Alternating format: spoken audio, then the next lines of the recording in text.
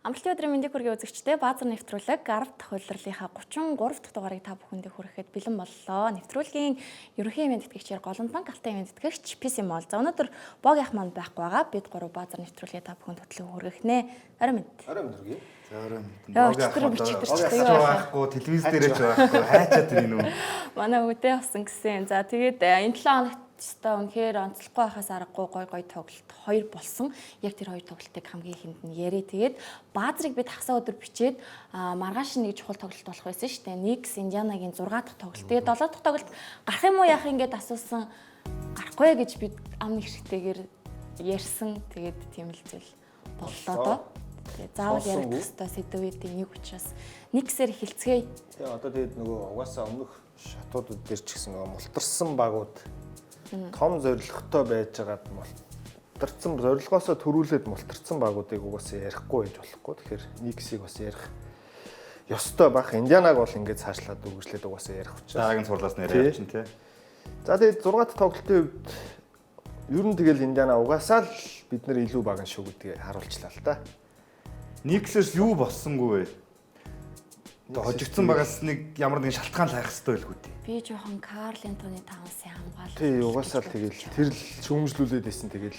Тэрэн дээр чинь тулгай дээр эфир дээр бараг хэвээр цэвэрхэн хэрэлдсэн шүү. Хүн л анзаараг болохоос нэр нэгсэн. Яг тийм юм байна. Тулгай болохоор юм баримтгүй юмар өөрийнхөө зур бодлыг тулгаад. Гэхдээ наадах чи карьерийг бодоо. Эмбэд орж ирэхдээ драфтд орж ирэхдээ Кентакигийн сургуулиас хамгаалт бэлэн гэж ирж орсон. Миннесотагийн жижигхэн хотод одгүй багт очисон. Од хэрэгтэй болсон, оноо авах шаардлагатай болсон. Онон дээр ажилласан. Өөрөө тэгээд эмбид ч юм уу Йокичиг бодвол байгалийн өгөгдөл тийм уян хатан байдлын тэр айгуу жоохон таараа болохоор амар их тасгал сургуультаар наа чи ажиллаж иж ингэж 3-ын шийдэл пост муу энтрээ сайжруулсан. Тэгээд доор тоглохгүй гэдгээ сүүлүүд илэрхийлээд Гоберыг авчирсан. Хамгаалтанд ажиллахгүй ажиллаж чадгаа болоод байгаа өөрөө мэдсэн. Тэгээд наадах ч тийм буруу хэцүү гингүүд тулгаа бүр наа чин баталгаагүй юм гэж яриад. Тэгээд би нэрж нэг хоёрдын подкаст үзчихэд ч юм уу нэг хэд нийт уншичаад яриад байгаа шүү дээ. Тэнгүүт одоо за яг аренаас ч угаасаа нэг тэнийг юм ярьдгаар алдартай шүү дээ. Аренаас бол бүр амар муухай хэлсэн мөлий таавасыг. Хүүхэн шиг тоглолттой гэд хэлсэн мөлий. Тэгээ тэр нь ч бүр нилээ явлаа. Тэрийг нь бас мэдж байгаа хүмүүс олон байгаа. Би пропорц одоо хөдөлгөөний тэгж хэлээд байгаа байхгүй юу? Аха тийм. Эмхтэй хүн шиг гээд. Гэхдээ ер нь нэг жоохон хөдөлгөөний эвсэл муутай байхгүй харин тийм. Ер нь бол жоохон тийм дуу юм шиг шүү дээ. Тийм. Тэгээ одоо тэргээр эмхтэй хүнийг доромжилж байгаа үг болчиход байгаа байхгүй юу? Аренаас тэр хэлж байгаа. Ер нь бол тийм муухай. Тийм муухай юм хэлж байгаа байхгүй юу? Тэнгүүд одоо яг тэгээд нөгөө нэг пасс мас өгж байгаа нэг сонин бичлэг нэг мем болоод яваад байсан шүү дээ таанаас. Тэгэл ер нь зүгээр хамгаалтан дээр бол угаасаа тэгэл болсонгүй. Гэтэ яг хамгаалтыг уг нь типс нөхөх гээд нөгөө Мичел Робинсныг цуг гаргаж үзээд ирсэн шүү дээ. Тэр нь ч тэгээд уг нь 2 хожим авцсан.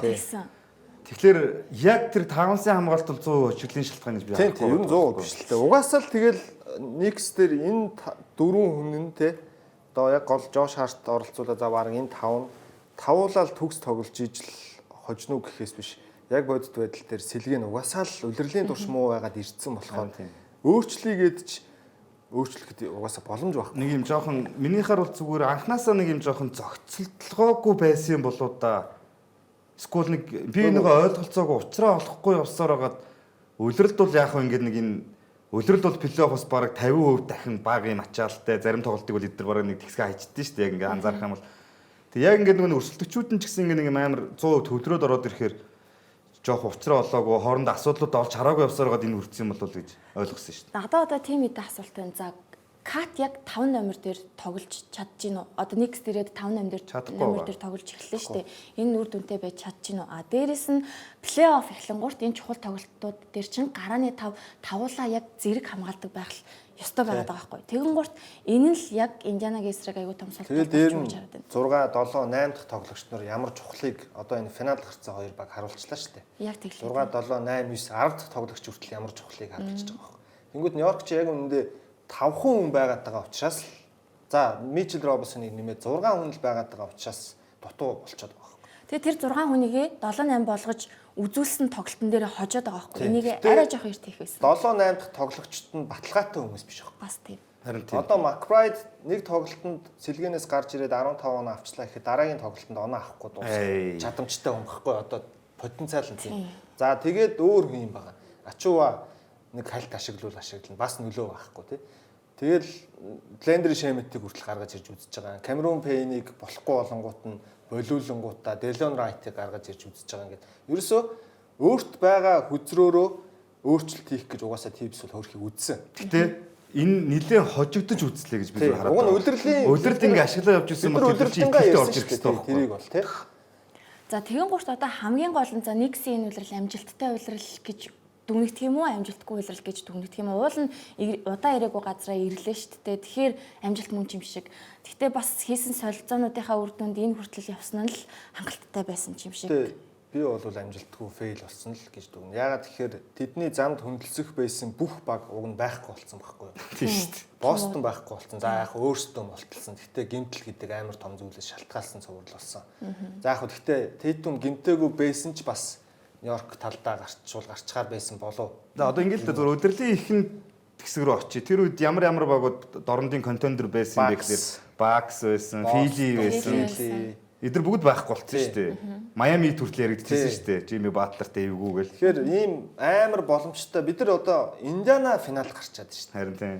Нью-Йорк байж ах бүрэн боломж байсан л ах. 20 Halliburton-тэй 23 дөрөвтэй л шүү дээ. Тийм баг. Тим лидертэй баг финал гарчлаа шүү дээ. За тэгээ хамгийн чухал нь дасгалжуулагч нь ямар тач 5 улирлын дараа халагдлаа. Алдаагаа дасгалжуулагчаасаа бүгд л хайдаг. Тэгээ халлаа. Энэ шийдвэрийн талаар тэгвэл ямар бодолтой вэ? Яг энэ болцсон мөхөө. Ер нь халагдах байх гэж ярьж л хэлсэн шүү дээ. Одоо энэ бол энэ хүний бараг карьерийг шийдэх тоглолт гэд хэлжсэн би бол амар сайн санаад байна. Одоо дараагийн 3 жилд 30 сая долларыг сайхан аваад хэвтгэр болчлоо. Ажил хийхгүйгээр. Тэгээ холдож чадахгүй л дээ энэ хүн. Тий. Эхнэргүй, хувийн амьдралгүй, хүүхэдгүй одоо энэ хүн тэгээд яаж шуухан утга учиртай амьдрах юм байгаа. Тэгээ одоо нэг багийн туслах л очих байх. Хамгаалалт хариуцсан туслах л очих байх. Тийм баг. Өөр баг дээр.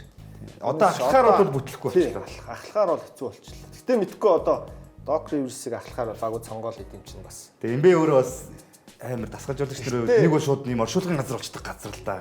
Гэхдээ нөгөө талаасаа харах юм бол бас NBA-ийн дасгалжуулагчдын холбооны энэ communication бол амар сайн байдаг. Ер нь бол дасгалжуулагч нар нэг дасгалжуулагч ажилгүй боллоо гэхэд гэж удаан ажилгүй байлгадаг байхгүй. Ер нь бол ямар нэгэн байдлаар энэ холбоо сүлбээгээрээ туслахаар ч юм уу очичдаг байхгүй. Тийм. Тэгэхээр бүр сагсан мөнгөний ертөнцөөс Бүр зайлчихгүй. бүр явна гэж бол хизээч байхгүй. Энэ NBA-ийн дасгалжуулагчдын хоорондын энэ 30 багийн ахлах болон туслах гэдэг одоо энэ чи хэдэн зуун хүн байгаа ш тэр холбоонд.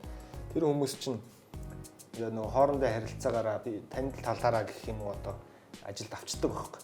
Тэгэхээр Tips бол ахлахаар биш юм аа гэхэд туслахаар бол ирэх л байна. За одоо яг хөө Tips болсонгүйгээд бидрээр эхний тэр нэг тоглолтноос ахуулж яриад халагдсанаар ингэж энэ баталгаажаад багийн шийдвэрүүд тэгж гараа явуулчлаа шүү дээ. Цаашид Nix яах юм болоо гэдэг нэг асуулт биднэрт үлдэн те. Дасгалжуулагч тэр хэнийг тавих гэж. За одоо Tips дасгалжуулагчийн амжилт харагдчихэж штэ. Уг нь дандаа прогресс өсөлтөөр явцсан байна. Тийм. Одоо эхний жил яг эхний шатнд хожигдоод дараа жилдээ плей-оффт өнжөөд тааруу байсан ч гэсэн тэгэл 3 дахь жилээсээ жил болгон дээшлээ явцсан. Яг одоо тэр плей-оффын байрлал нь зүгээр 2 3 гэж харагдаж байгаа бол яг хожлын амжилт нь бол энэ жил жишээ нь өнгөрсөн жилээс нэг хожил илүү л байгаа байхгүй. Тэгээ эн чинь одоо 2000 оноос хойш анх удаа бүсийн финалд хүрчлээ.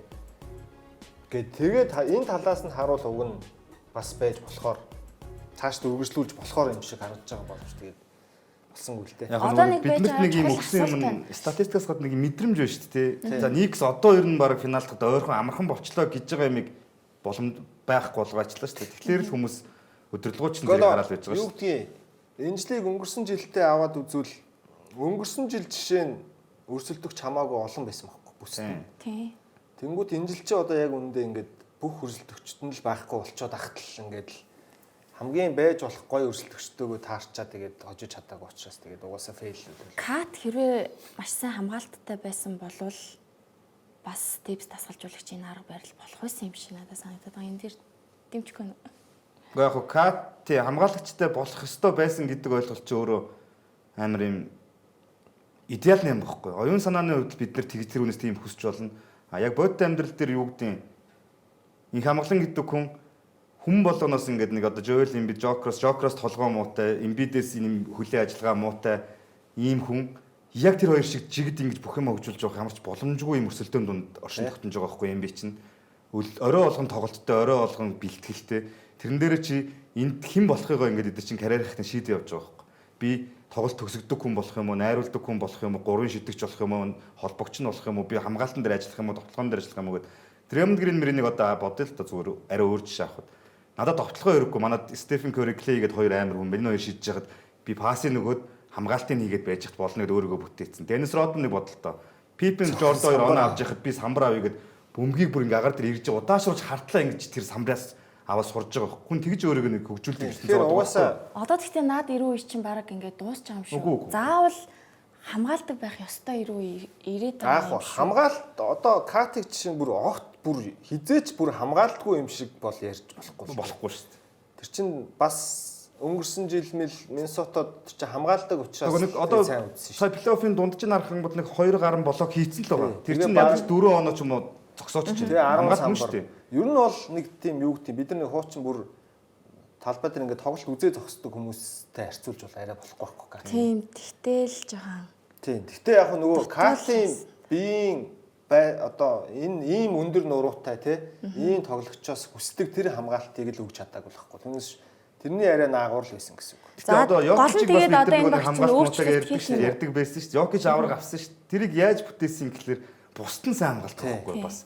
Тэгэхээр бас заримдаа нэг ийм хамгаалтын шилжилтүүд урдаас ингэ нэг хүнийг сул алдчихаар кат тэрэн дээр очих биш байх хэцүү ингэ нэг янз бүрийн мөл ойлголтоос болоод кат муу хамгаалдагч харагдаж болно. Тий, ер нь баг тэр үнэн шүү. Урд чугны хамгаалт муу байсан учраас аршаа орж ирээд кат алдаа хийгээдсэн байна. Яг нэг хүнийг хамгаалахдаа бол сайн хамгаална. Тэр нэг ийм хувилбар явчингууд тэрэн дээр ойлголцохгүй байгаа юм гэдэг чинь будтай талбар амархыг нэвтрүүлждэг ч юм. Ер нь баг Брансон ч гэсэн муул хамгаалсан гэсэн үг шүү дээ. Харин бодит байдал дээр бол би бол тэгж л ярмаар байна. Яг шууд 100% кат одоо тийш орж ирсэн хүн болгоно л очиод бүгдийг блоктол замын агшаал тэгээд ямар ч боломжгүй шүү. Жишээ нь хамгийн их алдаа хийсэн тоглогч энэ жилийн плей-оффт. Тийм. Хоёрт нь Аарон Несмит явж байгаа байхгүй. Тийм. Тэгэл бодохоор кат хичээж байгаа байхгүй. Хичээсэн байхгүй. Гэтэ яг тоглолтыг ингээд ер нь 6 тоглолтыг харах юм бол амар тэнэг алдаанууд зөндөө хийсэн л дээ. Хизээч хинч хийх хэрэггүй зүгээр яах гэж байгаа гэмээр алдаанууд зөндөө байсан байхгүй. Тэгэхээр тэр бол тэр үед нь жоохон манад үйлдэл гаргасан шүү. Тийм. Тэгээ гол нь одоо нэг гэс өөрчлөлт хийх үе энэ л айгуу чухал байна л да. Уул нь 100 хийсэн өөрчлөлтүүд нь бид дорндод нэлээд дээгүүр ярьжсэн яг уу ирлээ. Гэхдээ бас хүсэжсэн амжилтандаа хүрч чадсангүй. Тэгэхээр одоо юу хийх вэ? Бүрэлдэхүүн бол зүгээр дараагийн магадгүй нэг юм уу хоёр үйлрэл бол хадгалагдаад үлдэхээр бүрэлдэхүүн байгаа. Гол тоглогчт нь. За яг сэлгээ бол бүгдээрээ ер нь гэрэмэрийн дуусаад явах хүмүүс зөндөө болцсон байгаа. Тэнгүүт би бол одоо яг өнөөдрийн байдлаар сүүлд харж байгаа мэдээллээр бол Джейсон Кидийг сонирхоод эхэллээ. Бүр Далласаас асууж агаад одоо танаас засгажуулагчтай бид нар ярьцлж болох уу гэд асууж агаад Джейсон Кидтэй уулзалт хийх гээд дасгажуулагчаар авахгүй байх шиг байна. Гэхдээ одоо Даллас тийг бас зөвшөөрөх юм уу? Өнөөдөр бүр аимшигтай мэдээ. Яанысын нэр угаасаа жил болгоно Нью-Йорктой томд одоо толбогддог юм дөө. Яанас олон багтаа холбогдож байгаа л да. Бостонтой ч холбогдсон, Голден Стейттэй ч холбогдсон. Зүгээр Никстэй ингээд жил болгоно Яанысын нэр Никстэй холбогддог. Угаасаа. Tips байхгүй болоод Джейсон Кид ирвэл зүгээр яг одоо ингээд нэг мэдээг анх сонсож байгаа нэг дээр одоо чихээр сонсоод ингээд бодоход бол яагаад болохгүй гэж л бодож байна. Тий. Джейсон Кид өөрөө тоглогч байхдаа ер нь Янас төрийн тоглогч нартай байсан шүү дээ. Маркус Кемби, Кеньо Мартин ингээд яг 4-5 номер дээр нь одоо Мичел Робинсон Като шиг нэг нь тоглолтог нэг нь хамгаалдаг. Чайсон Чандлер ч гэдэг юм уу. Тэгээд холбогч нь бас Джейлен Брансон шиг өөрөө яг тийм стилийн тоглолттой. Онон дээр яг Брансныг арай гүйцэхгүй. Тэгтээ хамгаалалт бол сурах чинь заа чинь. Тэгээд нэг юм тоглож исэн Нью-Жерси Нетс ч гэдэг юм уу ингээд тоглож исэн багууд магуудыг бодохоор ер нь их айтайхан тоглохын хамгаалтны юм жигдэхэн дүү байгаад идэв. Джейсон Кид бол тухайн үедээ л хамгийн амар хамгаалттай л холбогч байсан. Тэгээ айкуу амар сайн тарч байгаа. Тий. Тэгээд Джейсон Кидийг сонирхоод байгаа хамгийн цааш шалтгаан бол ерөөсөө Янас ахгүй. Янасыг анх Milwaukee Bucks багт ингээд супер од болох прогресс эхлэлийн тавьж өгсөн хүн чинь Джейсон Кид суулж байгаа. Анх байсан шүү дээ карьерийн ихэнд. Тэгэхээр Янастай хоорондох нь харилцаа бол маш сайн байдаг. Кид. Тэгэхээр Кидийг эхлээд авчаад тэгээ Янас руу зүтгэе гэдэг. Дадлах нь шүү. Тий. Тим юм руугаа л Никс ер нь хандах гэдэг шиг байна. За тэгээ Янасыг авна гэж бодъё л доо. Оронд нь тэгвэл хэнийг өгөх юм? Одоо тэгэл Бриз Ананоби Мавны байгаа өгч таа. Гол нь чимээс Янсыг алдж байгаа юм чинь тэр чинь нэг юм багийн лидер болчоор суперод болчоор нүр царай болчоор тэр хаас өдөө Висконсинд тим үү хэрэгтэй ш. Тим үү Никс одоо хэн бэ? Одоо тэгээ харин бүр болохоо байвал Таунсыгаа ч өгч болох. Таунс л явж таарах баг. Тийм. Ер нь бол хамгийн их баалуулж байгаа хүнэл явуулж байгаа. Таунс үлдээсээ Нью-Йоркийн тайзан дээр би бол онон дээр асуудалгүй гэдгийг харуулчлаа шүү дээ. Улиралд юу вэ? 25-12 бистэй баг дунд чинь MVP статус дээр чинь. амар үзүүлэлт шүү дээ. Гэтэ за яг плей-оффт тэгэл жоохон сул талаа харуулчлаа. Гэтэ одоо ч гэсэн зах зээл дээр үнд төрөх асет твэрэл байгаа шүү дээ. Таунс бол. За тэгээ дээрэс нь Янис ч өөр том зах зээлд дуртай тэр хүсэлт зорилгот нь Нью-Йорк ялчгүй нийцэн л дээ. Би бол Янисыг Торонто юм уу Бруклин илүү бодиттой болов гэж бодоод байна. Би Нямбагийн лекцээ санаг гүйцээчгүй. Янас нэг тийм ялагдсан багууд дээр яг ривал маягтай сүүлийн жил өрсөлдсөн баг руу явахаар хүн биш байхгүй. Тэгвэл харин гоё л байна. Тийм байвал өстой гоё л байна. Тэгвэл үнэхээр амар дураас мөрөмчиг байна гэж бодохгүй шүү дээ. Янис бол тийм хожигдсан бол нэгдээ гэдэг хүн биш байхгүй. Тэгээ дээр нь яг мөнгөнд дуртай. Угаасаа гэхдээ Торонто гэдэг Канада улс гэдэг том зах зээлийг хараад эхэлсэн байх шиг байлээ. Сүүлийн үеийн гарч байгаа шуумаар бол тэгэхээр магадгүй Торонто Raptors, Brooklyn Nets хоёрын нэг л Янасын хамгийн топ сонголт байх болов. Гэтэ бас их юм олон юм огтлцох хэрэг гарна. Янас шийдвэрээ гаргахын тулд одоо Янас ч 30 гарчиж байгаа. Надад одоо яг нэг нь прайм дээр тоглох зав 3 4 жил л байна. Тэгээ өрөндөө би өөрөө шиддэггүй тоглогч тэр болгонтой зодтолж нүдэлцээд байна гэж байхгүй. Гэхдээ энэ орондоо нэг авраг аавн дээрээс нь цалин мөнгө хангалттай авахаа бодон дахиад би төнгөрөөж чадахгүй. Бизнесээ амар өргөжүүлэх. Тэнгүүт нөгөө нэг Джерси борлуулалт пүүздийн зах зээл хаашаа байх вэ? Миний агент юу хэлж байна? Нөгөө баг юу санал болгож байна гэдэг тэрс нэг юм бидний ойлгохгүй амар том юм. Тийм учраас харин Канада гэдэг Торонто Raptors гэдэг баг юм шиг боловч Канада гэдэг бүхэл улс ард нь том зах зээл байгаа учраас би Янасыг бол Торонто руу гэж магадгүй бодож байгаа. Гэхдээ одоо Торонтод очиод авраг авах бүрэлдэхүүнийг харин хэр хурдан босгож ирж чадах юм бэ л гэдэг. Одоо Янас очичвол тэгэл хүмүүс очичдээ шүү. Уг нь тийм л дээ. Гэхдээ мэдгүй одоо тийм хүүтэн газар тоглох сонирхолтой хүмүүс бас цөөхөн шүү дээ. Тэнгүүд Бостон холбогдоод ирсэн шүү дээ Янастай. Бостон, Торонто гэл нэг 3 4 баг ороод Журүү Порзингс ч нэг тийш яваал ингээл нэг ийм юм болж магадгүй юм байна да. Тэгээд ер нь зүгээр Янас хэрвээ явдаг дээрээ тулах юм бол өрөндийн баг руу угаасаа явах. Тийм. Угаасаа тэгээсэй ч гэж хүсэж байна. За ингээ Янсын яриагаа энэ төрийг өндөрлүүлээ. Тэгээ Шамс угаасаа мэдэгдсэн байгаа шүү дээ. Энэ зун бол NBA-ийн түүхэнд яригдах үс маш олон солилцоо болсон том үйл явдалтай дүүрэн зун байна. Өнөөдөр 33 дахь дугаар гэдэг чинь 2 дугаар яваад баазар дуусгах нь уулан зун бичээд гоё төр солилцоонууд ярил тийм ээ гурлаа. За үргэлжлүүлээд ёо за өчигдөр бас тоглолтын тухай яриа да. За ингээд гол асуултад орцгоё да. За холмын сайн. Гэхдээ яг гоё л шүү дээ. Би бол үнэхээр баяртай байгаад байгаа. Танаас сонссонд баярлалаа гэж бодож байгаа юм уу? Гэхдээ сонсон төшөө яг зүгээр бүх статистик үзүүлэлт яг бүр үнэхээр Инжанагийн эсрэг байсан байхгүй юу? Илүү гаргая гэд нэг ч гарах юм байхгүйсэн байхгүй юу? Бүх харьцуулалт тоо бодлоо хэлэхгүй шүү дээ. Амар хурдан баг гээл нөгөө Индианагч яриадсан чи яг өндөө ÖКС чинь хоёрт нь л ард нь л яваад байгаа. Тэгэхээр чи ямар ч ялгаагүй статистик. Нэг юм амар сонир юм байгаа. Статистикийн үед нэг баг нь 99% илүү байхад ганцхан үеийн шанс дээр хожицсан 1.3 секунд илүү байсан гэж байна. 1.3-д ойл. 3-д ойл илүү байсан. Тэгээд секунд л юм да тий. Нэг моментын л илүү гардаг. 47 минут 59.7 секунд илүү тоглосон баг нь хожицсан. Илүү буюу тэнцүү тоглож чадсан баг. Хожигдсан баг. Гэхдээ би угаасаа яг нөгөө тайлбар дээр ингээд завсарлага авахаар нэг манай найруулагч ингээд бөөндөө зуглаач энэ төр байж байгаа юм чи тэгэл тасарч чадахгүй л байна да гэж байгаа л дэнүр дээр яг ÖКС-ийг ингэж хожигдсан доо гэж яриа л хэлсэн. Оосоо хэлээлсэн л дээ. За 3 дугаар үеийг ÖКС-тэй 10 онооны зөрүүтэй дуусгаж ийн гэдэг болж шүү Индиана гэдэг. Тэгээ амар хол илүү юм шиг зүгээр одоо зүгээр тоглолтын оноог харахгүйгээр зөвхөн багуудын статистикийг харуул ÖКС-ийн 30 оноогоор машиндж байгаа юм байна да гэж хармаар тоглолт байгаа байхгүй юу? Тэгээ ингээ харахаар тийм юм байхгүй. ÖКС-ийн шидэлтүүд унахгүй. Харин тий. Одоо шээ энэ дээр чинь 38 он авсан байгаа байхгүй юу? Тэгээд багийнхныгаа нэг оруулж ирэх гэж хичээсэн байгаа байхгүй юу? Шээ энэ жил ер нь 35-аас дээш оноо аваад багнлаа хожигдөг байхаа. Тийм. Багийнхныгаа оруулж ирэх гэж лидер нь бол бүх юм хийсэн байгаа байхгүй юу? Тэгэхээр нөгөө багийнх нь орж ирж чадаагүй байгаа байхгүй юу? Тэгээд амар хамгаалсан шүү дээ энэ ÖКС бас. Харин тийм. Эсрэг багийнхаа бөмбөгийг хэдлээ 10 за одоо дараа нь харуулах баг. Индиана ганцхан удаа стил хийсэн. OKC 10 эдийн стил хийсэн. Бөмбөг алдалт нь 25 6 ч үлээ 8 ч үлээ тий. Тийм хол зөрүүтэй байх чинь тэгээ хожигдчихоор ч одоо яг. Одоо энэ дээр ингээд бүхэл бүтэн 15 онооны зөрүү 9 минут 40 секунд үлдсэн багт үүсчихэж байгаа. Тэгээ чи ордон мордон бол нурах гэж байгаа шүү. Ингээл дуусчихж байгаа юм шиг харагдаж байгаа байхгүй. Харин тийм. Тэгэнгүүт Индианаг бас нөгөө нэг хожих багийн нэг ёндоо төвчдөг юм. Одоо энэ Оби топ. За одоо ингээл эндээс бүх зүйл хийсэн. Майс төрнөр эдрийн нэг шидэлтүүд байна. Бараг ингэж сул хийсэн бүх юмаа оруулсан. Тэгээ яг Одоо энийг хийвгүй шийдэл. энэ одоо жавжнаас бараг самбарчиж байгаа шүү дээ. Таг дэлий гарч. Харин тийм бүр энэ бол өстой шок шидэлтэйсэн. Тэгээ шээ өөрхий бас ингээд дайраад оноо моноогоо аваад яваал байхгүй. Ингээд 6 оноо илүү яваал.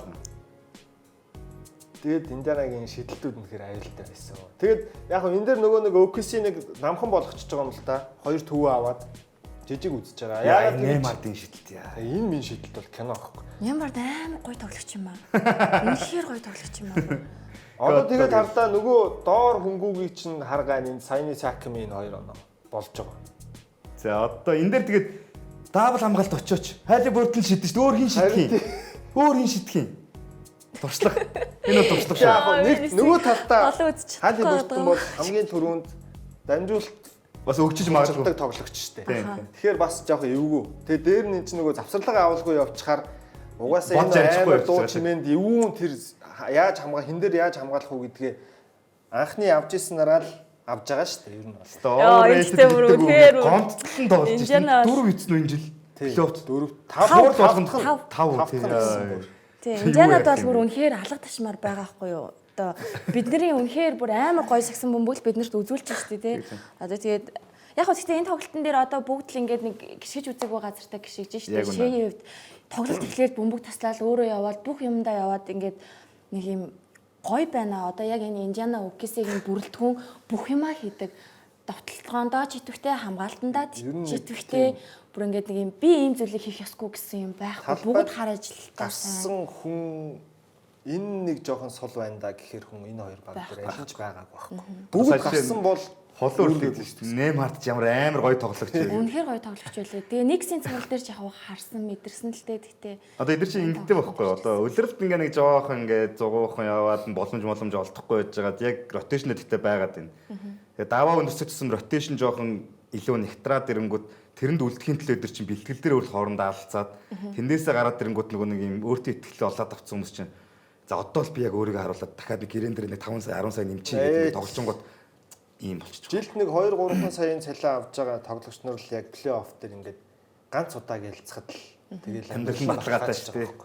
Тэгэхээр Нембард ч гэдэм үү одоо Индианагийн өөр бусад Мопин гэдэг эдгээр тоглогч нар яг үүндээ Томас Брайант хүртэл те амар хэрэгтэй 2-3 удаа хийж 3-аас хийж байгаа шүү дээ. Нэг бүр амар пакет болгосон тоглолт хийж байгаа байхгүй жишээ. Тэгэхээр Томас Брайант өмнө хаана хизээ юм хийжсэн юм. Лейкерсийн сэлгээнд байсан. Вашингтонд очоод нэг арай гайгүй тоглосон байх. Тэгэл бусад багууд дээр Майами жишээ нь гараагүй гэдэг ч юм. Одоо зөв ингэж Зүг бодож газар байгаа. л байна л та. Хэдүүлээ энд ингээд ажиллаж байгаад бүх одтыг яг ордноос нь сурвалжлах мөрвчлэг болохоор өөрсдөө амар бэлддэг шүү дээ. Тэр л ахгүй. Тоглогч нар ч яг бүгд тэгчдэг. Тэгээд Рик Карлал засгалжуулагч сүүлийн одоо финалийн цувралууд дээр хамгийн сүүлд гарсан 2 тохиолдол байгаа юм байна. 15 оноогоор дутуу явж исэн тоглолтондоо эргэж иж хоцсон 2 тохиолдлыг Рик Карлал засгалжуулагч л удирдах байсан. Тэр нь 11 оны финалд даалсыг тэгээд сая энэ тоглолт. Нэг 2 дасгалжуулагчийн одоо зөрүү бас бас тийм ер нь бол Рик Карлал дагна гэдэг. Нэг нь тоглогчоор тэр дасгалжуулагч тэр аваргаад үтсэн сагсчин байсан хүн. Нэг нь багангийн багш хүн. Сэтгэлгээнүүд бол хоёул амар задгаас сэтгэдэг хүмүүсийг бол зүгээр дураар нь тоглуулж байгаа юм байна. Та нар чаддаг юм аа л хийж тоглуулж байгаа. За энэ цуврал хэд дээр дуусах вэ? Заавал тойлох хэрэгтэй юм уу? Тэгээ хэлээ. Би ягаад төрүүлчихлээ. Би бол OKC тал твэрээ л байгаа. 4-2 гэд яг Instagram дээр ч. Одоо энэ цувралттай 2-2 болоод OKC-д ирэх магадлал нэлээд өндөр болчихлоо л гэж хараад байна. А буруу. Тий. Тэгэхээр 5 дахь тоглолтын дээр за OKC аваад тэгээ тань. За би 4-2 Индиана. За Индиана гинэ. 4-2 Индиана. Тийм үү. За. Би бол OKC Таар хоёул OKC болчихгоо. Би 4-2 OKC байхгүй юу? Харин тийм таар хоёул 4-2 OKC гэхэлэр бид гуруулаад. Манай авгаа зүгээр албаар зөрж байгаа байх уу? Үгүй гэхдээ яг Үнэхээр би бол яг хэлж мэдэхгүй байгаа тийм. Тарин тийм ямар хэцүү байна. Хэлж би чамаас асуудаг шалтгаан тэр заавал тоолох хэрэгтэй юм уу? Би хэлж чадахгүй байгаа Яг байхгүй. чи төдий чи нэгээр яг Индиана тим итгэлтэй Итгэлтэй байна гэсэн үг. Тийм. Ер нь бол 50-50 юм л ингэж гараад байна нэг. Жижиг юм дээр шийдэгдэх баг. Би уг нь цуврал эхлэхийн өмнө ер нь 4-1-ээр OKC гэж бодож байсан. Одоо тэгээд Индиана бол миний бодлыг өөрчилчлээ. Гэхдээ яг хожих баг нь OKC хэвээрээ л гэж бодож байна. 3 дахь тоглолтоос л их юм хамаарах байх та. Дараагийн тоглолт 1-1 угаасаа Би ер нь болох. 3-5 дахь тоглолтууд дээр л Тийм. Тэгээд сонгоод одоо тоглолтууд ирнэ ч цуврал шийдэгдэх баг. Үнэхээр уйтгартай финал болох гээд байна да гэж өнгөрсөн 7 хоног бодоодсэн. Тэгсэн чинь үнэхээр тэхгүй мэн. Тэрэнд нь баярлаад байгаа байхгүй юу. За тэгээд энэ тоглолтын онцлог статуудыг хамтдаа харцгаая. За Шейвд бол 38 оноо авснараа финалийн дебюттэй анхны финал дээрээ Айверснаас хойш хамгийн өндөр оноо авсан тоглогч. 2001 оны Айверсон шүү бүр. 2001 онд Айверсон Тайрон Лугийн дээгүүр алхаж байгаа. тий 48 оноо авдаг шүү дээ. Шейг ер нь одоо гоотүүдтэй амар харьцуулаад ярьж эхлээд байна тий. Угаасаа тэгэл харьцуулагдахаар юм хийгээд байгаа. Хийгээд байна тий. Тэр нь ямар. Тэрний Айверсон ч 48 оноо авдаг баха. Тэглээ. Гэхдээ тэр чинь эхний тоглолт нөлөө хоёр дахь тоглолт нөлөө. Энэ болохоор Шей 38 оноо авсан. За тэгээд финалд 4 стил 5-аас дээш холын зай шидэлт гүйцэтгсэн тоглогчид бол Лүдорт Кавали оноор хоёр л байгаа юм. Энэ бас Дорт бүр үнэхээр хайраа. эсрэг багтай гай болохоор хөө юм аа тий. Үнэхээр яг үнэ. Тэгээ финалд 5-аас дээш холын зай шидэлт хийсэн Индианагийн тоглогч бол Оби Топн, Режи Миллер хоёр л байгаа. Юу. Угаасаа эхний тоглолтын дээр өстө гэлэлцлаа л да. Тэгээд Сэлгэнээс Халибертон 30 секунд үлдээд байхад оноо илүү гарах шидэлтэй энэ үлрэлт огт алдаагүй байгаа юм байна. Индиана оноо илүү байсан хугацаа 1.3 секунд, Таандар 47 минут 59.7 секунд. Индиана 15 оноо дутуу явсан тоглолтондоо ингээд 5-т хожлоо авч байна. Тэгээ энэ бол 98 оноос хойш хамгийн өндөр үзүүлэлт болж байгаа. Энэ онцлог юмнууд дээр тэгээд Индианагаас 4 юм нь бүр онцгой шүү дээ. 6 юмнаас. Тэгээд их онцгой л үлрэл болж байна Индианагийн үед. тэр Тайрис Халибертны 30 секунд үлдээд байхад оноо илүү гаргах шийдэлтэй огт алдаагүй тэр бүр аимшигтай. Тэр баруун нөгөө клатч тоглогчийн шагналыг Халиберт. Одоо тэр нэг хуваагаад өчгөр байсан. Overrated гэж бичсэн хүмүүсийг нэр мөрийн зарлаа одоо уучлалт гуйлах тэгэхгүй. За вэж хараа. За юуны дорн бүсийн финалийн MVP хэн байсан бэ? Би бол Сякам дээр гэж бодсон батсан. Сякам дүүж амгаа тэрэн болно. дээр Хамаагүй л гэж бодсон ялгаагүй л. Би бол Сякам дүүж болно. Яагаад тэгэхээр ер нь бол амар жигд байсан байхгүй. Угаасаа л чинь Индианагийн бүсийн финалд хамгийн өндөр оноо дунжилсан Индианагийн тоглогч болсон шүү. Хамгийн амар тань цувралыг санаж ивэл ингэсэн шүү дээ. Эхний тоглолт нэг юм нэмэлт цаг сунгаж монгож нэг амар хүн тоглолт болоод дараа нэг болохгүй гэсний дараагийн тоглолтын Сякам авсан. Сякам авцсан тий. Тэгээд Сякам тэр цувралуудад дандаа эхний тоглолт нэг 20 хүрсэн үгүй баг оноо аваад дандаа онооны өсөлттэй болсон шүү дээ тий. Сякам яг нөгөө жигд тоглоод байснараа Халибертон болохоор яг чухал үеүүдэд бага аваад байснараа тэгээ уусаа сэтгүүлчдээ саналж гисэн яг 5-4 байсан л юм байлээ. Тэгээд сүүлдээ яг ингэсэн сандын наасан чинь 4-4 болцсон байж байгаа л Индиана Стар гэдэг нөгөө нэг орон нутгийн сэтгүүлчийг тэнцсэн чинь саналаа өгсөн юм шиг байлээ ер нь. Тэгмээр Халибертны нөгөө зангалтай байгаа шүү дээ тий. Өөрийгөө бодсон байсан. Тэр нь яг хурцлаад эхний тоглолтод ингээд Одоо Халиберт нэг дутуу үнэлэхээр яаж тоглолтыг бид нар плей-офф жингээ харцаа. Одоо наа чи нэг би одоо финалийн MVP-г авчиж таа гэж бодож магадгүй. Ер нь бол заах эхний тоглолт ингээд сүүлд хожлын шидэлтээр авчиж байгаа ч гэсэн яг Халибертны статистик бол энэ тоглолт тийм онцгой байж чадаагүй. Ер нь бол энэ цувралд Халиберт нэлээд зовх шинжтэй байгаад байгаа. Угаасаа энэ OKC-ийн тэр ямар аимшигтай хамгаалалт вэ? Тэр урд чугам. Бөмбөг зүгээр залуулахгүй байна. Одоо эндээс ингээд харахаар стил нь 14-1 бөмбөг алдалт нь 25-7 гэсэн харьцаатай байгаа шүү дээ. Тий 25 удаа бөмбөгөө алдаад эсрэг баг нь 7-хан алдсан багт 25 алдсан баг нь хожиж байгаа. За энэ тоглолтын хэмнэлийг тэгвэл аль баг нь удирдсан юм? Pacers удирдсан байна л да 24 ассист өгсөн нөгөөд нь 13. Тийм байна. Тэгээд самбартаа илүү тоглосон баг нь Pacers нараа товтлооны самбар 13 10. 56 39 гэдэг өөртөө самбарыг найдвартай авчин товтлооны самбарт илүү сайн өсөрч байна. Илүү тэмцэлтэй илүү олон тоглогч нь мэрэж тоглосон баг нь Pacers л байсан юм байна. Тэгээ Нембаби чамтай одоо яг хаалт таймаар хоёлаа хөтөлтөн дээр сууж байгаа тоглолтын эмнэлийг аль баг удирдах нь чухал байна. Чи аль баг удирч ийн гэж харж ийн гэсэн чи таандар гэсэн тий. Тэгтээ явж яг үнэндээ Pacers байсан байна. Энэ нь үнэхээр супер байгаа байхгүй тий. Ер нь бол би нөгөө ихэнд нь хэлчихсэн шүү дээ. 3 дугаар үеийн OKC бол амар байгаа. 3 дугаар үеийг даваад гарчих юм бол Индианад боломж байгаа гэж хэлчихсэн шүү дээ. Тэрийгээс тайлбар дээрээ илэрхийлэх гэсэн. 3 дугаар үеийг амар даваад гарцсан байхгүй бүр. Илүү тоглоод гараад ирсэн байхгүй. Тэгээд энэ дээрс зүгээр OKC-гийн тэр нэг нөгөө сүүлд хийсэн солилцоо 3-4 минут үлдсэн баг жижиг тавт гаргадаг солилцоо энэ тоглолтын хувьд яг шийдсэн. Яг тийм солилцоо хийхээс өөр аргагүй байдалд Индиана оруулсан байхгүй. Яагаад тэгэхээр тавла тойр зогсоо шидэд байсан. Тэнгүүт нөгөө Хартенштайн, Чет чинь хоцорж очоод сул шидүүлээд байсан. Тэнгүүт ерөнхийдөө 3 шидүүлэхгүйгээд жижиг гаргацсан.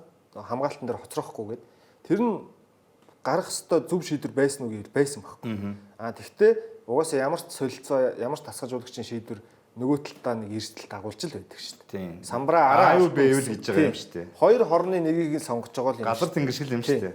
Хэрвээ Халибертийн энэ шийдэлтэнд тоглолт хүрэлгүйгээр тэр хамгаалтууд хിവэрээ үргэлжлээд Шей жишээ нь тэр сүүлийн давталгоогоо дундаас шийддгээ хийгээд тэгэл тоглолт дууссан бол бид нар өнөөдөр амар ухаантай одоо Марк Дагно бол амар зүг ухаансан байсан юм гэж ярихаар хэмжээнд байгаа байхгүй. Тэгэхээр нөгөө тал эсрэг зүйлэн болчихлоо. Одоо би зүгээр сая уучлаарай найруулагчаа саяны статик төр зур дахиад өгж болох уу? Тэр хамгийн би нэг юм энэ дээр зүгээр OKC-д бас одоо юу гэдэг юм жоохон найдлага тавиад байгаа юм. Дараагийн тоглолтуудаас бас тайрын талд одоо нэг галт орох юм бол 98 товтлсон нөгөө талаа 82 товтлуулсан 16 товтлогоо илүү хийцэн. Тэгээд оруулсан тон тэнцээ байгаа байхгүй. Тий. Арай илүү нэг хоёр шидэлт зүгээр унтсан бол хоёр товтлогоод унтсан бол энэ тоглолтод хожичгоор байсан байгаа байхгүй юу? Тэгэхээр уг нь бол илүү товтлож чадж байгаа баг нь OKC мөн байна. Зүгээр багийн тоглолтоо хийж чадахгүй нэг юм тухтай пассууд явж чадахгүй гэх юм уу да ашигтай дамжуул цөөхөн байна гэдэг чинь. Тэгэхээр Индианагийн хамгаалт бас муу биш вэ гэсэн үг. Тэгээд самбартаа Индиана арай илүү байгаа. Индианагийн хамгаалт бол амар байсан бүр. Үнэхээр тэр хурдан довтлогоог нь юусоо явуулаг байхгүй OKC-гийн. OKC чи хамгийн том юм эсрэг бага хэрвээ 25 удаа бөмбөг алдуулсан бол тэрийг баг эргэж очиж 50 оноо болгож байгаа баг байхгүй. Болох ёстой баг байхгүй. Энэ бол үнэхээр бүр нөгөө харцаа салгаж чадахгүй тоглолт болсон л доо. Би бүр ингээ гарч чадахгүй тоглолтоо үзэж жоохон байх гэдэг. Тийм л зүйл болсон да. Тэгээ хоёр тоглолтыг бол би гэтээ та нарыг зүгээр гарч чаддаг. Бут нэргэн гэж бодож байна. За тийм магадлал бол байгаа. Осоо хоёр тоглолт дараалал нууд тоглолт. Тэгээд эхний тоглолтынхаа алдаануудыг залруулад ороод ер нь 30 оноо зүрхтэй дуусах тоглолт нэг даваа гарахт бидний хүлээж ич магадгүй. Тийм. Тэгээд удирдлагын дундуур Сэмпрестийн нэг өгсөн ярилцлага дээрээ миний таандрын таандарт гаргасан 10 жилийн төлөвлөгөө дөнгөж өглөөний цайн дээрээ явж байна гэсэн юм супер ярилцлагыг Сэмпрест өгсөн. 30 доо хүртэл драфтын баахан хэрэг цуглуулсан. Ямар ч асуудалгүй тайлбарсан. Энд чи яг үнэндээ зүгээр одоо тулгаа нэг All-Star-аар нөгөө Юта явахдаа нөгөө Ютагийн удирдлагуудтай нөгөө зочилж уулзж байсан шүү дээ. Тэгээ тэрэн дээр нэг юм ярьжсэн гэж аахгүй. Манай багийн зорилго бол бид нар ямар ч дараагийн 5 жилээ бол төлөвлөж байгаа. Тэнгүүд дараагийн нэг 2 жил бол угаасаа энэ унах үйлрэл байх. 3 дахь жилээс дөнгөж плей-офф руу зүтгэх. Тэгээд 4 дахь жилээс цаашлаад ингээ амжилтууд гэсэн юм төлөвлөж гин гэж хэлжсэн байгаа байхгүй юу? Одоо OKC чи яг адилхан. OKC яг үнэндээ төлөвлөж байгаагоосоо давуулаад амжилтандаа хүрчихэд явж байна. Тэнгүүд нөө түрүүнөө OKC-гийн төлөвснөр бол энэ жилд финалд гарахааргүй л байсан. Тэнгүүд түрүүнөө Шамс Ширэнэ энэ жил нэг түүхэнд байгаагүй хөдөлгөөнтэй 100 болно гэсэн гээд. Та нар зүгээр одоо сая энэ хоёр багийг л бодоорой. Энэ хоёр баг хоёулаа цалингийн асуудалгүй тэгсэрнэ финалд гарсан хоёр баг лидерүүдэд ойлгоцсон, тоглогчтой ойлгоцсон, хэнийг авч үлдгүй, хэнийг явуулж магадгүй вэ гэдгээ одоо тодорхойлоод эхэлсэн байгаа баг. Авраг авсан ч аваагүй ч хоёулаа шинжтэл хийн. Тэгээд нэг оддуудыг хайж эхэлнэ. Тэгээд том оддод хөдөлгөөр нөгөө талд нь хүчний тэмцэрийг хадгалах гэж тэдэртээ өрсөлдөх гээд багуудаас хөдөлж эхэлнэ. Тэгэхээр энэ 100 ер нь амар 100 болох байх. Амар 100 болно. Тэгээд OKC ч гэдэг юм уу Индиана ч гэдэг юм уу зүгээр Юта хүртэл 5 жилээр төлөвлөж ийн гэдэг ингээд бодохоор тэр Сэмпрестиг үг бол үнэ. Тэгэд эндээс зүгээр нэг юм үзэгчтэй ойлгоосоо нэг юм амар санаан зовгоор юм ярьдаг. Энийг аваад манайх аваар авч нэгдэг. Үгүй нэг хамтралууд ч гэсэн ихний жил нь туршилтын жил, золиосын жил энэ төр байж болно шүү дээ. Майами Хитийн их гурвал бүрдэл дээрээ 5, 6, 7 унтаач биш гэж ярьж ирсэн шүү дээ. Яг дараа нь Вейд нөгөө жоохон тэр чи арай л жоохон юм амар юм ярьсан юм байна л дээ. Гэхдээ тэгж ярьж исэн багийг л эхний жилдэн Dallas Mavericks баг фейлдүүлсэн шүү дээ. Тэгэхээр тэр бол тийм амар юм биш ээ. Тэр жилийн Dallas ч тэгээд амар бүрдүүлсэн баг байсан л да. Tyson Chan. Ерөөсөө PJ дан туршлагатай. Дан туршлагатай. Үнэхээр OKC харин эсэргээр Индиана хоёр эсэргээр нь байна л да. Тэр багийн. Стад бөө 10 2-аас 12 24 бацаан гарч ирэл. Тий. Утгагүй сагс утгагүй гэдэгтээ муухай гэсэн үг ш. Айгу гой сагс тоглоод байгаа байхгүй. Тий. Залуучуудын амар гоё тоглолт. Нэг юм 10 жил мөлийн коллежийн их сургуулийн авраг маврыг үзэхэд нэг гоё үдэн штэ. Амар их хүчтэй хурдан. Тэгсэр яг чинслээс алцаад халбаад гарч байгаа хүн болгоно 30 секундын чамаагүй нэг багтаа хэрэгтэй. Яг тийм сагс тоглоод байгаа. За ингээд энэ хоёрыг өндөрлүүлье. За Халибуртон ямар онцгой амжилт үзүүлсэн бэ гэдгийг хараад эхний хэсгээ дуусгая. 1997 оноос хойш оноо тэнцвүүлэх эсвэл илүү гарсан шидэлд оруулсан тоо.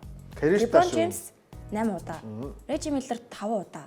Халибуртных бараг зөвхөн энэ жил шүү дээ. Тийм. 97 оноос хойш одоо 28 жилийн хугацаанд 20 жилийн карьертай шахуу 2 хүн хийсэн юмыг л ганцхан үлдчихсэн ажиллаа шүү. Одоо ерөөсөө ингэж хөө Халибуртныг дандаа дутуу үнэлж дандаа л юм байл тээ. Одоо тэр LeBron-ы 8-тай дүүцэлээ, ойртуулъя. Ер нь дутуу үнэлэх тусамд л ер нь LeBron-ы 8 руу төгсөөр л байх юм байна. Энэ тэгээд яг нөгөө класс ситуашн буюу одоо нэг сүүлийн эдгээр секундэд нь шүү. 5 секундэд гэсэн үг шүү. Тэр өөртөө амар ихтэй байна гэсэн үг. Яг хоо LeBron-ых ч юм уу цөөхөн харагдчихэж магадгүй. Ягаад тэгэхээр 5 секундэд бага тийм нөхцөлд оруулаагүй нь л байсан. Олон оноогоор сүүлийн 2 минутанд тасраад хожиждаг. Тэгэл хожиждаг байсан л гэсэн үг. Нэг талаас нь харуул. Гэтэ одоо энд бас Халибуртныг байнга ингэж хийдэг гэж хүмүүс битгий хүлээл тавиар. Энд одоо карьерийнхаа зарим хэсэгт огт хийхээ болж эхэлнэ, хүмүүс шүүмжилж эхэлнэ. Тэгэхээр нэг энэ байгаагаар энэ үлрэлт бол ямар ч онцгой байна. Тэгээд өөрөө их ямар ч хариуцлагаас зүхдаггүй юм байна. Энэ шийдэлтийг би ямар ч үсийг хийн алдсан ч хамаагүй ялын дээр өөр дээр авна хүнд ялдахгүй гэдэг нэг юм манлал л байгаа шүү дээ. Ямар ч ийм чанар байна гэдэг бол энэ үнийг их удаан карьер хүлээж байна. Тэгээ энэ сайн тоглолттойгоо бөмбөг алдахгүй байна гэдэг бас амар сайн төлөвлөлтөөгийнх нь ахаал нэг хэлтгээд байгаа хгүй. За финалийн цувралын хуваарийг хараад эхний хэсгээ өндөрлүүлье. За хоёр дахь тоглолт даваа гарагт болно. 8 цагаас болно. За энэ цувралын ерөөсө хоёрхан тоглолт их эрт эхлэх буюу 30 минутын өмнө эхлэх хуваартай байгаа нь хоёр дахь тоглолт. За тэгээ 3 дахь тоглолт пүрэв гарагт, 4 дахь тоглолт харин 1 хоногийн завсартай буюу бэм гарагт шууд үргэлжлэн. За финал бол угаасаа ингэж явдаг. За тэгээд 5 дахь тоглолт цаашлаад гараад эхлэх юм бол мегмар гараг, тэрний дараа 7 хоногийнх нь тэгээд баасан гараг. За тэрээ хэрвээ 7 дахь тоглолтод хүрэх юм бол тэрнийхэн дараа 7 хоногийн даваа гарагийн өглөө OKC-гийн талбайд болох юм хуваар гарсан байгаа. Энэ бол хизээч дахиж өөрчлөгдөхгүй, цаг нь өөрчлөгдөхгүй. NBA-ийн финалийн хуваар бол ингээд эрт гараад зарлагдчихдаг. Одоо тэгээ 8 цагийн тоглолтын шууд манайхаар 7:30-аас эхэлнэ гэсэн үг тийм ээ. Ер нь бол шууд болгоны өмнө бид нар 30 минут ямарчтаж өмнөх тоглолтуудын статистик мэдээллийг ярилцаад анализ хийгээд яваад байгаа гэдгээ дуулгая. За ингээд үзэгчдээ энд хүрээд баазар нэвтрүүлгийн хэсэг хугацаанд завсарлуулъя. Шууд нэвтрүүлгийн хамтран ажиллагчаар зүрх мартахгүй RAV4 аяны санаачлагч Toyota Top Motors.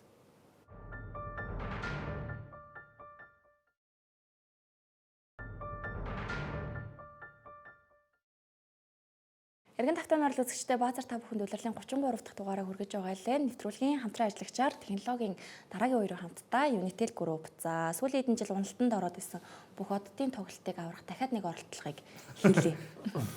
За шинэ формат. Гэтэ жил болгон угаасаа л яригдж идэг зүйл ямар ч гэсэн тэгээд Адам Силвер баталгаажуулаад биелэлээ олчлоо. Тэгээд одоо дэлхийн баг буюу Америкийн бус иргэншилтэй бүх одууд Америкийн үндсэндээ одоо шигшээ багийн эсрэг гэх юм уу да баг тоглоно гэсэн үг. За яг шигшээч гэж нөгөө талаасаа ч болохгүй юм л да. Зүгээр Америк иргэншилтэй бүх одод болсон тоглогчдын эсрэг тоглоно гэсэн үг. Тэгэд энэ формат яг өмнө нь нөгөө нэг Rising Stars дээр нэг явдаг байсан шүү дээ. World болон USA гэдэг. Тэрнэрхүү л байх бах. Гэхдээ одоо бас нөгөө талаараа Америкийнхаа одуудыг жоохон юугүй байдалд оруулах байц бүх одод болох гээд байна уу л гэж хараад байна. Тийм шүү дээ. Америк супер одод ч одоо яг нэг шилжилтийн үе дээрээ лагууд нь харж явна. Нөгөө яг эд үеийнхэн зарим нь гимтэж бэртцсэн байна. Одоо Америкийн хамгийн том супер Америк иргэншилтэй супер одууд гэж бодохоор за яг хөө заал мэдээж LeBron, Steph, Durant. Тэгээ араас нь баг Tatum байхгүй юу? Тэгсэн чинь байхгүй. Тэгсэн чинь Tatum ирэх хүлэл бүх одод тоглохгүй шүү дээ. Тийм. Тэгээ Lillard байхгүй. Damian Lillard байхгүй. Тэгээ ингээ бод Kyrie байхгүй. Хүүшээ ямар гонигтай болох гэдэг. Тэгээ бодохоор одоо дэлхийн багийн бод л таа. Jokic, Giannis, бүгд MVP нар байна шүү дээ. Doncic, хүн амар шүү. Embiid, Ирүүл. Эмбид Вэмби. Тий. За яг Эмбидтэй Wemby. сүүлд Америкийн шгшээ тоглосон. Одоо яг энэ бүх одод дээр иргэншил нь яах юм байгаа. Вэмби орж ирэн, Шэй орж ирэн. Флаг Америк нэгдсэн улстай багтах. За одоо тэгээд өөр хөнгөн ч Шэй багтаа. Шэй орж ирэн. Тийм, Шэй орж Канадаас. Тийм байна. Хүн аимар үе. Дэлхийн багч хүн аимар. Гэтэ юу гэж энэ амжилтанд хүрсэн. Тий, уг нь. Хэлээгүй байх та. Аха. Бид нар одоо яриа сууж шít. Тий, Хүн энэ бол бол хүртэл хүрсэн үүссэн. тий. Ингээл болоо. Ямар ч байсан гэхдээ эх жилийн Тэр нь сонирхол тэр тоглолт сонирхолтой болсон болоогүй үзүүл хамраад ямар ч байсан дэлхийн телевизүүд бүгдийн шууд амжуулах эрхийг аавна, тийшээ очиж мочих эрхийг аавна, зах зээл бизнесийн хувьд хүмүүс билетийг нь аавна. Ямар ч амжилтанд хүрсэн. Тий. Одоо бид нар ингээ яриад сууж байгаа нь яах бол гэд бодоод сууж байгаа нь амжилтандаа ямарчсан хүрчлээ гэсэн үг юм байна. Ер нь бол. Тэгэхээр зүгээр эх жилийн хувьд ч юу. Одоо эх жил жишээ нь тоглолт яаж болохоос хамаарат тэрний дараа жилийнх унжиж магадгүй, өшөө илүү хүлээлтж гарч иж магадгүй болчихж байгаа байхгүй. За ямар ч тач ингэж гой хүлээлттэй бүх хот төрөл болох нэ. За Phoenix Suns-ийн талаар ярилцъя да. За Phoenix Suns ер нь бас жоохон мэдгүй одоо энэ цалингийн цэс хэтрүүлж байгаа хамгийн их хэтрүүлсэн багууд дундаа хамгийн том фейлдсэн баг болсон. Тэгээ ямар ч сан бүх буруут нь дасгалжуулагч байсан гэдээ явуулсан. Энэ чавс нөгөө бага задлахгүй л гэж хийж байгаа л багийн эзэдэл алхам л авах л та. Дасгалжуулагчийн үг нөгөө тоглогч нартай өрхөө болцсон байсан. Ер нь бол асуудалтай болсон биз дээ. Дасгалжуулагч явуулаад одоо тэг залуухан хүн аваад ирлээ. Энэ одоо юу хийжсэн яадаг хүн? Cleveland-ийн туслахал байсан энэ жил. Одоо тэгтээ нэг сонирхолтой юм нь Brooklyn Nets, Атлантад видео координатор хийж исэн. Тэгээ араас нь Brooklyn-д 16-аас 22 онд Kenny Atkinson-ы туслахаар анх ажиллаж исэн байгаа байхгүй юу? Тэгсэн чи одоо тэг Cleveland дээр Kenny Atkinson явсан чинь оронд нь аваад ирлээ. Kenny Atkinson-ы одоо туслахаар ажиллаж исэн хүнийг аваад ирлээ гэсэн үг. Тэгээд тэгвэл энэ чинь бүр бага задлаад шинэ баг үүсгэх гээд хөгжүүлэх гээд байгаа юм. Тэг баха. Одоо Би бол энэнийг хараад тэгж л ойлголоо. Durant бол явна. Гэхдээ шинэ баг хөгжүүлэхэд нэг гацаа үүссэн Bradley Beal гэж нэг гай явахгүй болчиход байна. 50 саяын цалин аваад player optionтай гэрээ одоо нөгөө өөрийнх нь мэдлэлт солилцоо их эрх нь өөрийнх нь мэдлэлт. Одоо NBA-ийн супер одууд л жишээ нь тийм traded block тавих хэрэгтэй гэрээ байгуулдаг шүү дээ. ингээ Bradley Beal-ийг бодохоор жоо. Тэг яг хуу янз бүрийн нөлөөнүүд энэ тэндээс орж ирдэг л дээ. Яг нөгөө солилцооны маань цонхтой үеэр чинь зарим нь бүр явуулахгүйгээд багийнхан найзууд нь очичоод гэрт нь гэрээс нь гарахгүй хүн уулзахгүй ингээд 24 цаг мас уг амьдэрчдэг байхгүй юу? Зарим газар ч болохоор бүр дагуулд нууцаар авч явж муугаад хүн амтантай уулзуулаад энэ чинь бидний харж мэдрэхгүй зөндөө юм болдог. Тэгэхээр Bradley Beal яаж шахаанд оруулж болох л байх л та. Яг явуулах дээрээ тулвал 50 саяг авж байгаа хүн бол угаасаа тэг цалингаа аваад үлдэхийг л хүссэн шүү дээ. Тийм бол тэр бол тэг. Тэгэхээр Bradley Beal-ийг буруутгах аргагүй. Гэтэ Durant явчлаа гэвэл чи Beal гэсэн бол яг хуу. Чи өөрөө карьер чинь бас нэлээд явцсан хүн шүү дээ. Гэрээгээ цуцлалтай юм шүү дээ. Тэгэхээр тэн дээр нэг та нар айтах авийн болоод тэгвэл явуулаад гинэ. Тийм. Юуин яг хоо за би traded бол блок хийхгүй бай. Гэтэ би цалингаа угаасаа авах юм чинь. Яг хоо солиул гэж хэлэх баг. Хүн нь хинбэ гэдэг л одоо харагдан да Bradley Beal. Ер нь л жоохон биш гэдэг нь бол улирал дундуур бол харагдцсан. За тэгэн гуртаа энэ дасгалжуулагчийг бол залуу хүн учраас арай өөрөөр сэтгээд олон багуудад туслахаар ажиллаж байсан учраас нэг арай гоё шинэлэг Одоо чи зүгээр дураараа өөрөө ингэж хөгжүүлж гэж гэж найдаж чинь тэгээд удирдлагыг нь харцгаая. Johnny O'Brien төлөө бас нэг туслах яригдчихсэн. Энэ хоёрын нэг үйл хийж байгаа тэгээ Оттын сонгож ирсэн. Одоо чинь за чи одоо хүний юм жоохон бухимдалтай одоо өөрийг харуулах боломж чинь байна сайхан дураараа үзээдэг хүмүүс л хийж штэ. Тэгээ чи хүнд айгуу гоё чөлөөтэй ажиллах боломжийг бүрдүүлнэ л дээ. За тэгээд Durant-ийн үнийг ашгүй буулгалаа. Гэхдээ одоо тэг үн хөрөхгүйг нь ойлгож байгаа юм л. Тийм одоо энэ нь зөв. Яг үн хөрөхгүй юм гэж хаашийн зүгээр хитрхи их юм хүсэжсэн байхгүй Durant-ийн оронд. Одоо нөгөө Хьюстоныг чинь баг те нөгөө амар залуучуудын бүгдийг аваад л авж ижил оронд нь өгнө мөгөнч гэдэг юм уу. Эсвэл одоо ер нь Durant-ийн нэр бол бүтсэн багуудад хитрхи өндөр үн ихэдсэн. Баахан драфтын эрх. Одоо яг үүндээ 88 оны энэ жил 37 дараа удирдал эхлэхэд 38 хүрээд он гарахад 38 хүрэх тоглогчийн тухай бид нар яриад шүү дээ. За тэгээ ирээдүйд агуу тоглогчл гэж яригдах энэ хүний бас карьер нь гоё дуусахыг бүгд л хармаар шүү дээ. Тэгэхээр зөв багаа сонгоод очоосай. Одоо тэгтээ Durant угаасаа нэг ганцхан пазл дутуу байгаа баг дээр л очихгүй болвол одоо дахиж хийх хэрэгтэй юм. Дахиж ер нь их тийм өөрөө баг манлайлаад яваад хэцүү болтгоо. Хөтөн үлрэл чирнэ гэж бодлаа. Хэцүү. Яг хөө мэдээж статистик ч юм уу тоглолт нь их унаагүй гайхалтай хэвээрэл байгаа. Гэхдээ сүүлийн ер нь одоо Phoenix Suns дээр жишээ нь тэгэл харагчлаа шүү дээ. Сүүлийн ер нь Warriors яваад Durant олигтой тоглосон одоо баг байхгүй шүү дээ. Өмнө хүслээр болдог бол Индиана энэ жил авраг аваад OKC дутуу паслаа бүртгүүлэх гэж Durant-аагаа авбал тэгэл дараа жилийн авраг бараг OKC Харин болсон доо. гэхдээ энэ OKC шиг Sam Presti шиг ухаалаг хүн бол Durant-ыг авч тэгж нэгтийн төлөвлөгөөгөө нурааж гинтийн юм хийхгүй хөө. Бас тийм баха. Боломж нь гараад ирсэн ч гэсэн. Тийм баха. Ер нь бол угаасаа л бүх юм болж штэ. Durant яах юм? Харин Тэ? А тэрний оронд харин дутуу байгаа Houston ч юм уу, тэ? Minnesota ч юм уу байж болох юм байна. Одоо Durant-ийн сүүлийн үед бол сая Minnesota мултарснаас хойш ялангуяа Minnesota-тай амар холбогдоод эхэллээ шүү дээ. Тэгэхээр дээр нь Phoenix ингээд сайхан үнийг буулгаад өгчөнгүүт. Ямар ч сан бусад багууд бол одоо анхааралтай ер нь холбогдож эхлэх байх. Гэхдээ одоо энэ драфтын өдрөл 6 сарын 26 27-ны өдрүүдэд л солилцоонууд болчих бас магадгүй. Манай энд суудаг өндөр ах байсан бол Lakers руу авчих юмсан л гэсэн. Харин тийм ээ. Би өнөөдөр Vogue-тай айгүйх юм ярих байсан. За одоо бид нэр үргэлжлүүлээд энэ зууны чөлөөтэй агентуудыг ярина. Тэгэн гурт Indiana Pacers-ээс гой төвүүд бас гарах гээд байгаа байхгүй. Энэ төвүүдээс л одоо Lakers авах хэрэгтэй байгаа даа. За тэнгууд ингэж байгаа. Холбогчд. За Kyrie, Fred VanVleet, Brogdon, D'Lo, Dennis Schroeder, Paul, Trey Jones, Gary Payton, Russell Westbrook, Devin Mitchell гэх яг энэ нэг 10-10-аар нь арай л хамгийн шилдэг гэсэн нүүдийг нь л чагсаасан шүү. За SG-ийг харж байгаа бох. Harden, Bruce Brown, Tim Hardaway, Caris LeVert, Kennard, Tybalt, Giddey, Beasley, Alexander Walker, Cam Thomas гэдэг. Ер нь бол энэс хоошооч хүмүүс байгаа. Гэхдээ арай илүү зах зээлд үн өрхүүц хүмүүс нь л гэсэн үг. Тэгээ player option-тай хүмүүс гэхээр за Kyrie бол одоо гимтэлтэй байгаа чинь сунгаад явчих. VanVleet харин team option байгаа. Тэгээ баг нь өдрөл хэлжсэн шүү дээ.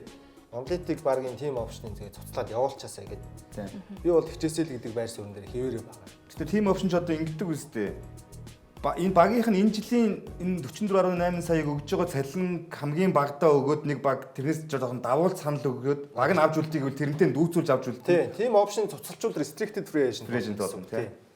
Тэгэхээр авч үлдэхгүй байх боломж байгаа хүмүүсэнд өөрсдөө. Тийм байна тийм. За тэгээ Westbrook player option байгаа сүүлд хөөрхий Westbrook-ээс маань харин Европоос Европ лигийн түүхэнд байгаагүй өндөр санал өгнө гэсэн байлээ. Тэр одоо тэгтээ Westbrook Европ руу явах юм уу яах юм? Тэггүй ах уу. Тэгтээ player option хөрхий Westbrook-ийн чинь бас бага шүү дээ. 3.1 сая. Болохоор одоо Westbrook дахиад нэг 2-3 жилийн гэрээ авчий гэж бодож л байгаа ах уу. Тийм. За тэгээ Harden бол угаасаа үлдэх байх. Үлдэн ч гэсэн сонирхол аль аль талаасаа байх шиг байлээ. Энэ жил тэгээд Harden би яг хичээвэл бас арай болоогүй гэдэг харуулчлаа л та. Тий. Уучлаарай нэг юм асуугатай Chris Paul яг яах гээд байгаа юм бэ? Зодог тайлахгүй бах уу? Арай ч үгүй үстэй тий. А яваад байгаа мэдээллүүд Тэр худлаа шүү. Нэг баахан Paul зодог тайллаа. Дараас нь Westbrook зодог тайллаа гэх сошиал дээр баахан юм яваад. Одоо энийг худлаа шүү. Одоо энэ хайртай тоглогчтой тэгж дуусгах юу гэж одоо харин бүр тэгээ тим яриаг сонгох хэрэгтэй. Тим яриаг хэн яах гэж гаргад юм бол. Үгүй тэр зүгээр ядчих тийм нэг юу гэдгийг одоо нэг аль нэг багийг дагдаг сэтгүүлч ч юм уу эсвэл нэг юм том хуудас байдаг шүү дээ. Одоо юу basketball forever энэ ч гэдэм үү. Тим хуудасных ч биш. Зүгээр л нэг тэднийг дуураас нэг гачин нэртэй хандлах гэж байгаа юм уу те. Тим юмнаас л тавьсан зураг байсан байхгүй юу? Тэрийн сэвэд байсан. За SFPF-үүдийг харъя. За LeBron player option-аа өөрөө сунгаад үлдэх байх уу? Үгүй яг цуцлаад нөгөө нэг 2 жилийн нэг гэрээ гэсэн юм яригдаад байгаа шүү дээ. Арай бага дүнтэй. Гэхдээ нийлэхээр өндөр дүнтэй болчихно. Одоо 2 жилийн 60 сая ч юм уу 70 сая ч юм уу тийм. За Middleton ч одоо Вашингтонд байгаа лөө. Мартцсан шүү дээ. Тийм шүү. Тэгээ энэ 34 сая бол аваад сунгаад үлдэх байх угаасаа. Одоо дахиж Middleton 34 саяг үлдэхгүй шүү дээ. Duncan Robertson. За энэ бол early terminate option гэдэг байгаа. ETO гэдэг нь. Энэ нь юу гэсэн үг вэ гэхээр 6 дугаар сарын 29-ний өдрөөс өмнө Miami Heat баг туслах хэрэгтэй. Энэ 20 сая энэ хөхгүй гэсэн үг юм шүү дээ. Чөлөө тагинд болгож болно гэсэн үг. Гэхдээ багаас хамааралтай чөлөө тагинд болно. Болох юм бол. За тэгээ бусд нь ч яах вэ? Ер нь тэгээ дундаж. Одоо хамгийн гол нь PF хөдөл байна л да. Хөөх Кён Элис шүү дээ. Тий. 2.3 саятай. Харин тий. Энд чи өстой хэрэгтэй төр хэрэгтэй зайран гэдэг шиг Тэгээ Сакраменто авч үлдэн шүү дээ. Тим опшн чинь. Ийм цалинтай хүн бол олдохгүй шүү. Тий. Одоо гарааныхын тоглогч шүү дээ. Харин тийм энэ хамгаалттай холбочдаг, шидчихдэг юмтай бас илтгэн хүрүүлнэ шүү. Ирэх жилдээ тим опшныг нь идэвхжүүлж авч үлдээд тэгээд баг намраас шинэ гэрээг нь өгөх байхаа Сакраменто. Тэгэх бах. За PF-д rental player option байгаа. Би болоо rental-ыг энийгээ цуцлаад дараагийн дахиад 3 жилийн гэрээ өсөх болов уу гэж бодож байна. 3 жилийн 100 сая маяг ч Тийм, 120 сая. Гэтэ Миннесотадоо бас. Гэтэ Миннесота тэгж хүсвэл одоо нэг энэний араас гарах өснөгтөн дээр нэг асуудал байгаа. Нөгөө Нас Рид гэдэг хүн чинь адилхан чөлөөтэйг болж байгаа. Энэ хоёрынхоо нэгийг сонгохоосоор аргагүй бол. Бараг одоо Назридийн авч үл арай бага цалингаар гэх юм уу те. Ренталтай харьцуулахад багаар. харин тийм. За тэгээд тэгээд нөгөө манай Lakers-ийн Dorian Finney-Smith player option байгаа юм байна. Гэтэ 15 саяга аваад баг үлдэх тайшаага болов гэж бодож байна. Тэгэх бах уу. Тэгэхгүй бол одоо Finney-Smith 15-аас дээшлүүлж өгөх баг бас олдохгүй байхгүй зүйтэй шүү дээ. Уг нь гоё тоглогч л доо. Багт хэрэгтэй. за хамгийн чухал сэдв За, энэ шүү рүү дээ. оръё. Богийнхаа тэр Miles Turner энтрийг тэ эсвэл гоё суулгах боломжтой Стивен Адамс байж тээ. өнөөдрийн байдлаар бол нэлээд яригдж байна. Зөвхөн хүслэн шүү. Lakers-ийн фэнүүдийн. Фэн групп дээр юу? За. Тэгээ уг нь гоё төвүүд Яагаад судалж болохгүй байгаа үнэхээр гоё юм. Үнэхээр гоё Болохгүй юм. шүү дээ. Зүгээр. Яг дутуугаа нөхөх үнэхээр төсөл боломжтой жил. Гоё төсөл байна нэр. Яг одоо харагдаад байгаа байхгүй тий. амар гоё төвүүд байгаа өстой уг нь. Тийм ээ. Одоо яг орчин цагт бол багт байх ёстой төвүүд болчиход байгаа байхгүй. Ялангуяа Miles Turner одоо финал тоглож байгаа энэ төвийн тоглогчийн үнц нь бол өссөн. Тэгэхээр Индиана энэ хүнийг авч үлдэх үү? Яг өмнөдөө 2 жилийн өмнө солиё гэж хэлсэн хүн шүү дээ. Хүн шүү дээ уг нь. LeBron, Luka хоёртой Miles Turner тоглол гоё Тий. болно гэж би бодоод бүр Miles Turner-ыг энэ 100 чөлөө даганд болонгийн гурт нь Lakers авчаасай гэж бодол байлаа. Гэтэ Lakers-т тэгж өгөх мөнгө нь жоох хэцүү. Одоо нөгөө Reeves чинь намраас гэрээ өгөх ёстой болж эхэлнэ гэл. Ер нь бол одоо жоо нөгөө хүнжтэйхэн хоёроор хөлөөж ийн гэдэг шиг Манай тий. Хорфорд ч бас фри эйжент болсон юм. Тий, unrestricted болчихно. Одоо ч дараа жил тоглох юм уу? Тоглосон. Яхаа нэг жилээр сунгаал тоглох. Ямар ч зодог тайлах бол боллоо. Дараа Тэрийнхтэйгээ ярилцсан гэсэн comeback ярилцлага өгсөн баг шиг. Comeback хийн гэсэн мэдээ гарцсан. За окей. Санти Алдама гэхдээ restricted болж байгаа. Өөр багууд угаасаа Санти Алдамуудаас санал өгнө. Тэгээ Memphis дүүцүүлж авч үлдэх шаардлага үүснэ гэсэн үг. Андре Drummond биш дээ. Би бол Санти Алдамаг үлдчих болов уу гэж бодож байна. Ягаад гэхээр нөгөө Jaren Jackson-т чинь авраг гэрээ өгөх шаардлага болчлоо шүү дээ. Тэглээ. Тэгэхээр Drummond ч одоо мартагддээ өөрхий. Рамн сая намба албаар чиний яриаг тэгж байгаа байхгүй. На Драмондчтай гэж байгаа байхгүй. Албаар сонсохгүй. Наа чинь баг Европ руу явж таарах байлгүй дээ. Одоо орчин цагт ийм төвүүд хэрэгтэй ч гэсэн Drummond бас жоох хэцүү л байл л дээ. Яг тоглолт нь бол хэтэрхий Энэ үлрэлж тэгээд зүгээр нэг талбай дээр удаашруулсан бичлэг шиг юм тий. байна шүү дээ. Бус төвүүд нь одоо ядаж Capella, Brook Lopez хоёр бол Capella бол арай өөр, Brook Lopez ч 3 шидэн ч гэдэг юм уу. Яг үнэндээ энэ зуны зах зээлийн хамгийн өндөр үнэтэй төв нь Brook Lopez болж хөвжиж байгаа байхгүй. Яг Miles Turner л дөө ард нь баг Brook Lopez болж байгаа. Яг тэгэхээр нөгөө 3 шиддэг болохоор тийм байна да. Тэгээд энэ олон чөлөөтэй агентууд би чинь за энэ жил жолигтой чөлөөтэй агентгүй болоо да гэд бодож исэн жил гэсэн чи харин ч гайгүй. Ялангуяа яг ихэнх нь нөгөө томууд нь player option байгаа даа юм л та. Тэгэхээр эдгээр чинь нөгөө сунгаад үлдчих боломжтой л та. За Miles Turner дээр л би үнэхээр анхаарлаа хандуулмаар байгаа юм да. Айгуу гой сэтгэл хөдлөл өндөртэй тоглогч байлээ тэр нөгөө нэг ярилцлага дорндын финал дээр яэл гээл ойрлол нэстэх хөө. Bobby Portis бас байгаа шүү дээ нэрэ PF-д донд. 13.4 саятай. Тэрийг цуцлах бах player option юм чинь. Мэдгүй. Би бол гүү байх гэж байна. Bobby Portis хоёр дахь амьдралыг өгсөн газар энэ шүү дээ. Тэггүй яг цуцлаад 13 13 саяын цалин авах хэмжээний хүн мөн үл гэдэг байхгүй юу? Одоо эн чинь дахиад нэг одоо 30 арчлаа шүү дээ. гарцсан. Дахиад нэг 30 жилийн 20 эдэн сая маягийн гэрээ эсвэл бүр урт хугацааны 3 жилийн доор аж гэрээ өсөж байгаа шүү дээ. Тэгэхээр энийгээ цуцлаад энэ зон чөлөөтэй гэнэ болох. Хувийн хувьд бол би Bobby Portis-ыг нэг тийм жоохон монголчуу гэж ярих юм уу, мужик дүү хүн гэж боддог байхгүй. Тэр чи одоо багийнхан хүнайцтайгаа Миротичтэй илүү зодтолдог шүү дээ. Тэгээд нэг нь тэр чинь хэнийг ч хамаагүй гусал 30-тай нөхөр байгаа байхгүй. Өөртөө мангар үнэнч. Тэгээд MBS байхгүй болох гэсэн нөхрийг боломж авчираад Висконсинд за чи энэ ч нэг айтайхан сакс тоглолт гээд төлөвшөлт нь явуулаад авраг аваад цуг авраг авцсан ийм баг дээр бас яг хувь нь бол за бараг юм авахгүй тоглолцоо хамаагүй гэхээр байж магадгүй. А зүгээр хажуу талд нь чинь нөгөө агент гэр бүл 9 шидийн хүмүүс бас ингээд баруун зүүн мөрөн дээр нь суусан чөтгөр болоод юм яриад байж байгаа шүү дээ. Одоо ингэж байгаа шүү дээ. Би бол энэ Bobby Portis Назрид хоёрын нөхцөл байдал яг адилхан байгаа. Хоёулаа чөлөөтэйг нь болоод дараагийн 3 4 жилийн гэрээнүүд авахыг хүсэж байгаа. Тэрийг нь ч багууд өгөх байх угаасаа. Назрид бол бараг илүү том багт гарааны төв болоод Тийм шүү дээ. бүх хотод болох зам руу явах боломжтой гэж өөрийгөө зургалжлаа баг. Тий. Гэтэ Назрид дээр за миний л бодол шүү. Жоохон үнэлэмж маань Тандра эсрэг дээр жоохон буурсан. Тэгсэн. Өөрийнхөө бас жоохон үнэлгээд хамгаалалт. ер нь жоохон буулгацсан. Тэгсэн. Гэтэ буураад шиддэг л тоглогч чинь Шиддэг хөлийн ямар ч зүсэж байгаа гэрээгээ авч бол чадах урт хугацааны гэхдээ яг нөгөө мөнгөнд үнэн жоохон багасч магадгүй. Супермакс макс биш. Тэгвэл тийм гэрээч угаасаа тийм авах боломжгүй. Тэгэхээр Нэг жилийн 20 хавцаа ч юм уу. 20 хавцаа ч юм уу тий. За тэгээд ийм байла. Хамтаас үзэгч та бүхэндээ баярлалаа. Нэвтрүүлгийн маань хамтран ажиллагчаар илүүд тийм бол Pepsi ялла амралтын өдрүүд айдахтай сайхан өнгөрүүлээрээ даваа гарагт финалийн цувралын 2 дахь тоглолтоор 7 цаг 30 минутаас олзъя. Баяртай үзэгчтэй. Баяртай.